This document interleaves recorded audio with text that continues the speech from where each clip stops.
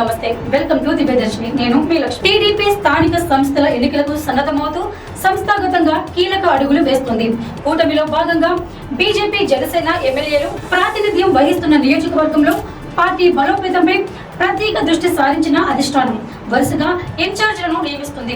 ఇప్పటికే పలు నియోజకవర్గాలకు బాధ్యతలను ప్రకటించిన టీడీపీ తాజాగా విజయవాడ పశ్చిమం, అవనిగడ్డ నియోజకవర్గాలకు కొత్త ఇన్ఛార్జీలను నియమిస్తూ కీలక నిర్ణయం తీసుకుంది. విజయవాడ పశ్చిమ నియోజకవర్గం టీడీపీ ఇన్ఛార్జిగా మాజీ ఎమ్మెల్సీ బుద్ధా వెంకన్నను పార్టీ అధిష్టానం ప్రకటించింది.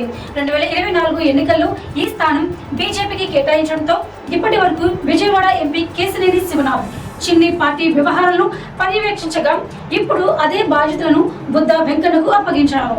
అదే విధంగా 2 ఏళ్లుగా ఖాళీగా ఉన్న అవనిగడ్డ టీడీపీ ఇన్ఛార్జ్ పదవికి విక్కుర్తి వెంకట శ్రీనివాసరావును నియమించారు.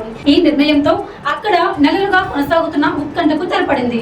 స్థానిక ఎన్నికల నాటికి ప్రతి నియోజకవర్గంలో పార్టీ కేడర్ను మరింత బలోపేతం చేయడం, కూటమి పార్టీలతో సమన్వయం పెంచడం, ఎన్నికల నిర్వహణను సమర్థవంతంగా చేపట్టడమే ఈ నియామకాల ప్రధాన ఉద్దేశంగా రాజకీయ విశ్లేషకులు భావిస్తున్నారు. త్వరలోనే మిగిలిన కూటమి నియోజకవర్గాలకు కూడా ఇన్ఛార్జీలను ప్రకటించే అవకాశం ఉన్నట్లు సమాచారం.